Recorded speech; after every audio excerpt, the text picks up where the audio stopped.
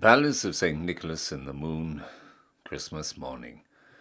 My dear Susie Clemens, I've received and read all the letters which you and your little sister have written me by the hand of your mother and your nurses. I've also read those which you little people have written me with your own hands. For although you did not use any characters that are in grown people's alphabet, you use the characters that all children in all lands on earth and in the twinkling stars use. And as all my subjects in the moon are children, and use no character but that, you will easily understand that I can read your and your baby sister's jagged and fantastic marks without any trouble at all. But I had trouble with those letters which you dictated through your mother and the nurses, for I am a foreigner and cannot read English writing well. You will find that I made no mistakes about the things which you and the baby ordered in your own letters.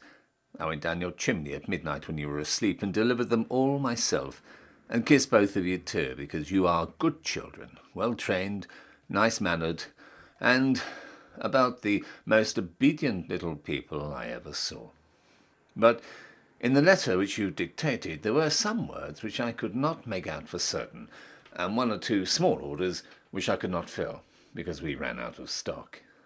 Our last lot of kitchen furniture for dolls has just gone to a very poor little child in the North Star away up, in the cold country, above the Big Dipper. Your mamma can show you that star, and you will say, "Little Snowflake," for that is the child's name. I'm glad that you got furniture, for you need it more than I. That is, you must write that with your own hand, and Snowflake will write you an answer. If you only spoke it, she wouldn't hear you. Make your letter light, and thin, for the distance is great and the postage very heavy. There was a word or two in your mamma's letter which I couldn't be certain of. I took it to be a trunk full of doll's clothes. Is that it? I will call at your kitchen door about 9 o'clock this morning to inquire, but I must not see anybody, and I must not speak to anybody but you. When the kitchen doorbell rings, George must be blindfolded and sent to open the door. Then he must go back to the dining room or the china closet and take the cook with him. You must tell George he must walk on tiptoe and not speak, otherwise he will die some day. Then you must go up to the nursery and stand on a chair or the nurse's bed and put your ear to the speaking tube that leads down to the kitchen, and when I whistle through it you must speak in the tube and say, "Welcome, Santa Claus." Then I will ask whether it was a trunk you ordered or not. If you say it was, I shall ask you what colour you want the trunk to be. Your mamma will help you to name a nice colour, and then you must tell me every single thing in detail which you want the trunk to contain. Then when I say goodbye and a Merry Christmas to my little Susie Clemens, you must say, "Goodbye, good old Santa Claus.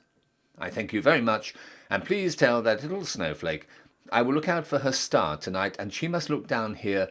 I will be right in the West Bay window, and every fine night I will look at her star and say, 'I know somebody up there, and like her too.'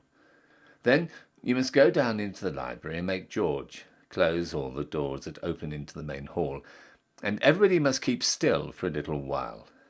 I will go to the moon and get those things, and in a few minutes I will come down the chimney that belongs to the fireplace that is in the hall, if it is a trunk you want, because I couldn't get such a thing as a trunk down the nursery chimney, you know. People may talk if they want, until they hear my footsteps in the hall. Then you tell them to keep quiet a little while, till I go back up the chimney.